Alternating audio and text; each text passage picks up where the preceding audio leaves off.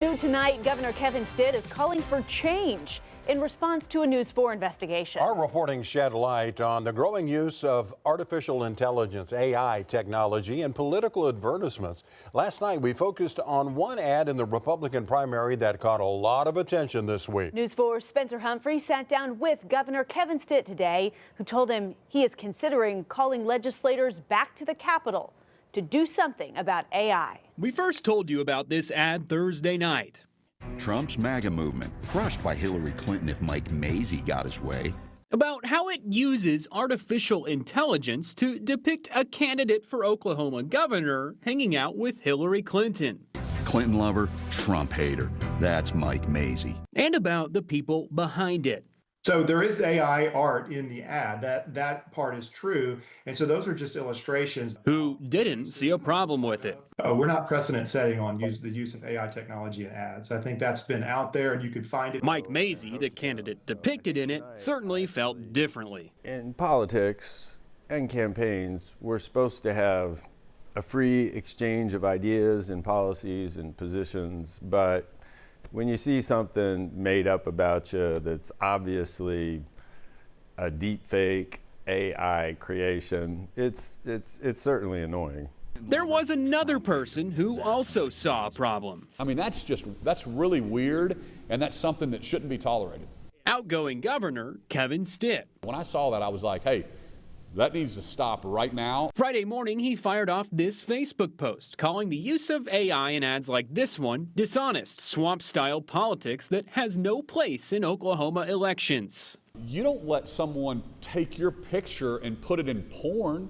We can't do that. We know that that's against the law. We've passed that law.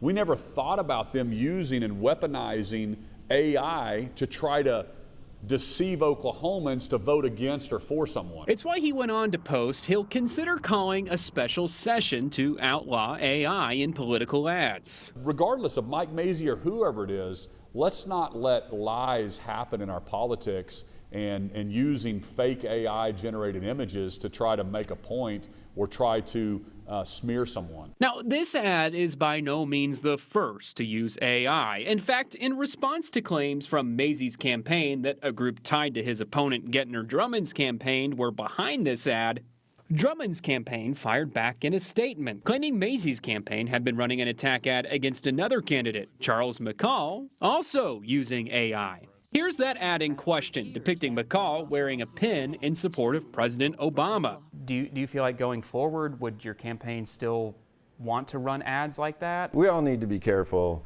in the artificial intelligence universe, and I can speak for the folks on our team that we always want everything to be 100% factual and 100% sourced, and certainly not make up stuff about people hugging or meeting somebody they've never met. Where do you think the line should be drawn in things like this? For all of us political candidates, the best place to be is talking about our positions and our ideas. Stitt sees a more clear line. They can say what they want about you, but they can't put an image of me doing something that I didn't do and use a computer-generated image to show me doing something. That's where you draw the line. And he maintains he's ready to call lawmakers back up if things don't change. If they're going to keep doing this, I will absolutely call them in for a special session. I think Oklahomans are with me. In Oklahoma City, Spencer Humphrey, Oklahoma's News 4. Eye-opening report there again, Spencer. Thank you. As he reported last night, the PAC behind the AI ad targeting Mike Mazzei has close ties to the political consulting firm running Gettner Drummond's campaign for governor. Mazzei's campaign accused Drummond's campaign of illegally colluding with that PAC. So here's what we did. We invited both Drummond and Mazzei to sit down with us to discuss those allegations. Drummond's campaign initially agreed to an interview this morning. But this morning, following our story last night, Drummond's team canceled the interview hours before it was scheduled.